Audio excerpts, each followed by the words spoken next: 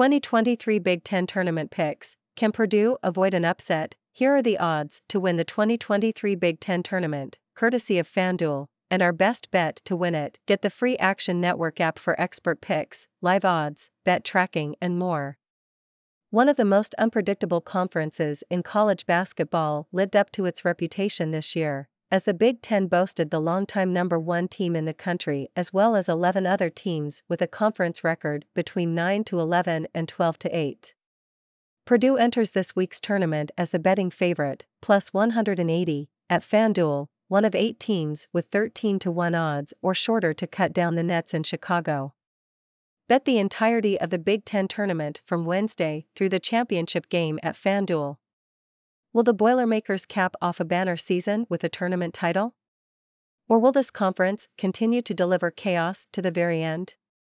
Here are the odds to win the 2023 Big Ten tournament, courtesy of FanDuel, and our best bet to win it. It shouldn't surprise anyone to see Purdue atop the odds board after the Boilermakers ranked #1 in the country for most of the season and ran away with the Big Ten regular season title. Still, I'd caution against betting the favorites here. Purdue dropped 4 of its last 8 games and struggled to maintain its top 25 efficiency on both ends, even when star Zach Edey was his usual dominant self. The blueprint to beat this team isn't a secret: force anyone other than Edey to make shots, and while Matt Painter's group could certainly emerge victorious this week, I wouldn't pay the price to find out. It's a similar story with fellow contenders Indiana, 3-3, Michigan State, 3-2, and Maryland, 3-3, which combined for a 9-8 record over the final 3 weeks of the season. Could one of those 3 teams win this tournament? Absolutely. Is it worth laying a short price? Not really, especially with how deep this conference is from top to bottom. Now this is where it gets interesting. There are legitimately a dozen teams with a shot at winning the Big Ten tournament, and many of them are dealing at intriguing prices.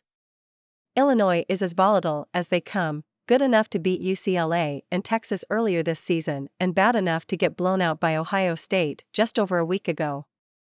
Still, the upside is immense with this group, especially when Baylor transfer Matthew Mayer is cooking from deep. Penn State is intriguing in this field with so much to prove as a clear bubble team ahead of Selection Sunday. The Nittany Lions' lack of size has plagued them all season long, but this team ranks in the top 10 nationally in 3-point percentage, 38.9%, and 3-point rate, 48.2%, which is always a dangerous combination in March. Are we sure Nebraska is as bad as this price suggests?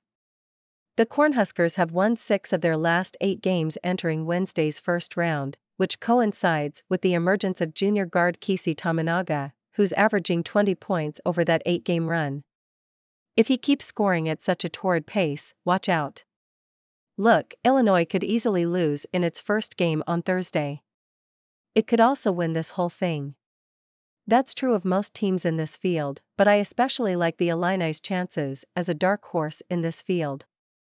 The 1-2 punch of Terrence Shannon, 17.1 ppg, and Mayer, 13, might be the most dangerous in this conference. And Brad Underwood's group quietly boasts one of the best defenses in the country in the paint and along the perimeter.